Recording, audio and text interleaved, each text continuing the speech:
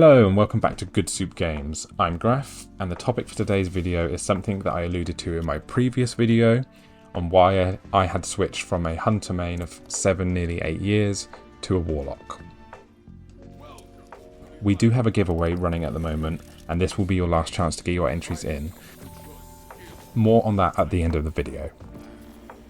Also, a quick side note, apologies for getting this video out a little later than I had hoped. I'm trying to stick to a strict weekly release cycle of every Thursday, but sometimes, due to the nature of how long these videos take to make and edit and do the voiceovers for, that time frame is going to sway from time to time. Please do bear with us as we find our feet with this channel.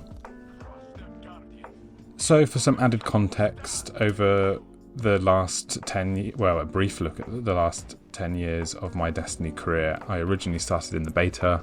I was sold by the glitz and the glam and the space magic of a warlock, and I thought that was going to be my main for my entire time playing Destiny. And to be fair, it was for about a year, and then I hit the dreaded Destiny 1 level cap and things started to get a little stale. And that's when I decided that it was time to make character number 2, and at that time that character was a hunter, and instantly I fell in love, and I thought, you know, that was it. The switch from warlock to hunter was insanely easy for me, and I just thought it was infinitely cool hopping around from planet to planet, raid to raid as a gunslinging cowboy. And to this day it still remains one of the funnest characters to play in Destiny, in my opinion. But for this next saga for me, I just needed something different. I needed to go back to my roots and venture into a new direction, new spaces, and explore what I had essentially previously ignored for the last 7 to 8 years, leading me to the warlock.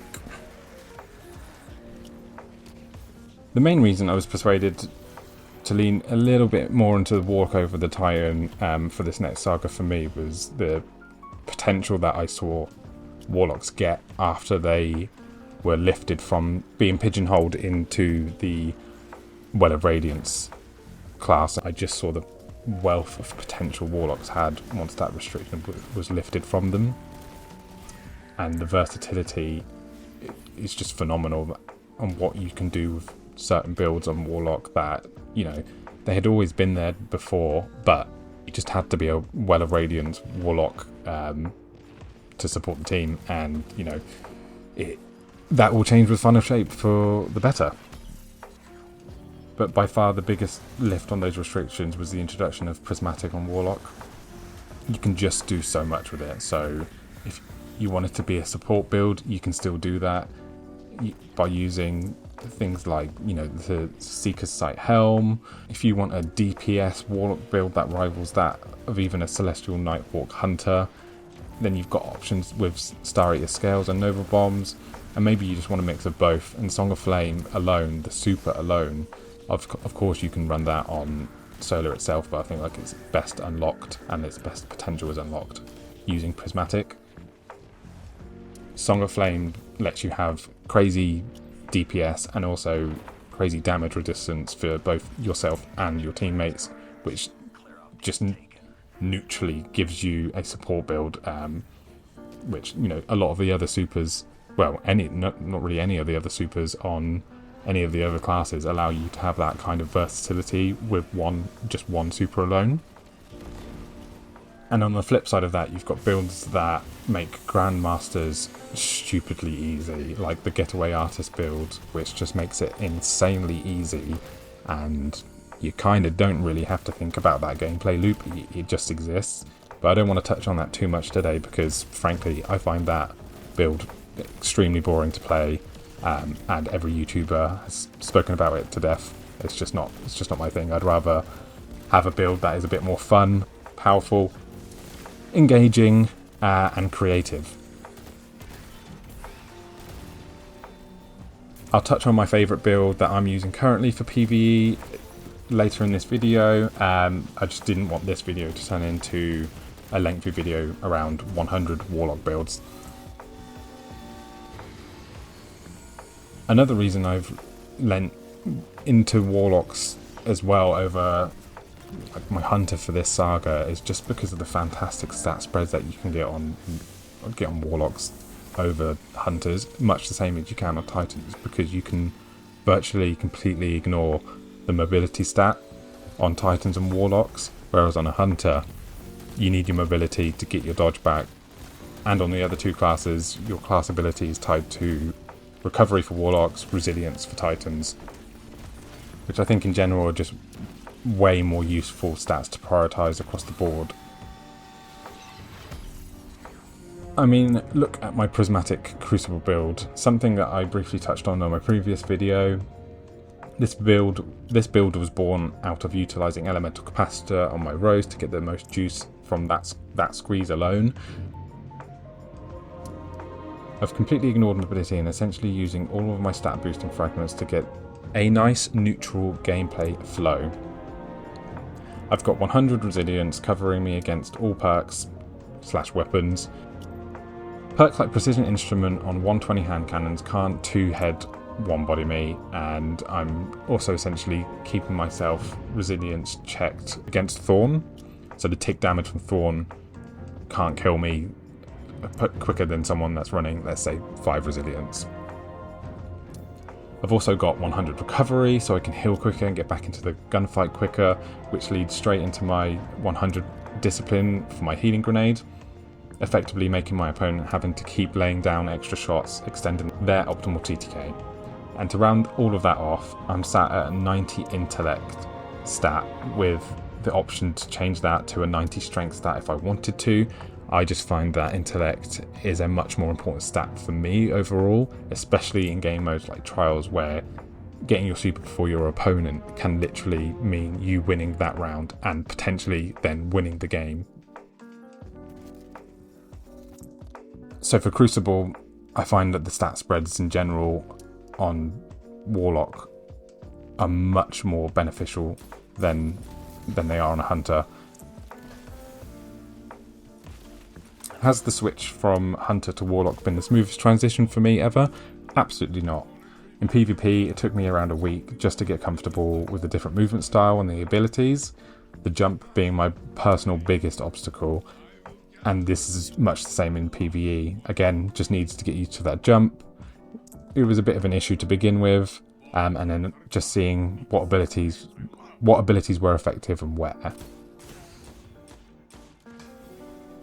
And on top of that, nothing for my Warlock was optimal, so I had to do a whole bunch of armor grinding to get optimal stats, to optimize my builds for my Warlock. But now I'm in a position where I have the resources I need to be comfortable on the class, much like I do for my Hunter. Maybe I'll be a Hunter in my soul forever, but for now I'm sticking on a Warlock and I'm enjoying the journey and where it's taken me so far. So I mentioned earlier that I was going to discuss my favourite PvE build that I've been using the most and why it works for me. The build centres around two things mainly, doing big damage and weakening everything I can. It's a perfect build for solo and group play across all levels of content. The most important part of the build is the class item, Solipsism. And the perks of choice for this build for this class item is Osmiomancy and Star Eater. The grenades on the Warlock Prismatic kit are the most useful of all the class Prismatic kits currently, in my opinion. Vortex grenades are fantastic for crowd control and weakening grouped targets, and the actual Prismatic Transcendence grenade is fantastic for weakening and intrinsically overloading champions with the slow and the freeze. Built into the heart of this Prismatic build is OG Devour, activating on every ability kill. With the amount of grenades I'm throwing out, Devour is essentially up 100% of the time. I run Phoenix Dive paired with Helion for bonus ad clear and ignitions on beefier targets, with Arcane Needle if I need to sever something or I just need to get Devour going again. The glide is of course personal preference, but I do enjoy burst. The Star Eater side of this is super simple. You get your super up, you grab your 6 orbs through mods like Ashes to Assets, siphon mods, and then you unleash insane damage on a single or grouped targets.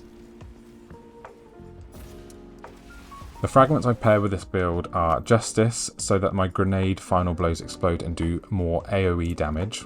Sacrifice, so when Devour is up, I get bonus Darkness Transcendence energy, as the weapons I'm using on this build currently don't feature any Darkness elements. Obviously this is personal preference. I've got Protection on for simply added protection. Dominance, so that my grenades weaken. And finally Grace, allowing my kinetic to boost my Transcendence bar faster.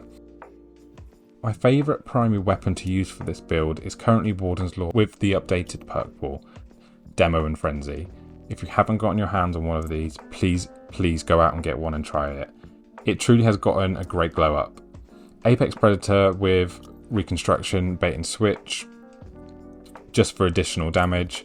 And finally, my favourite part of the build, Ergo Sum with Arc Conductor on a caster frame. The Ergo Sum Catalyst isn't a must for this build, but the gameplay is much more enhanced with it.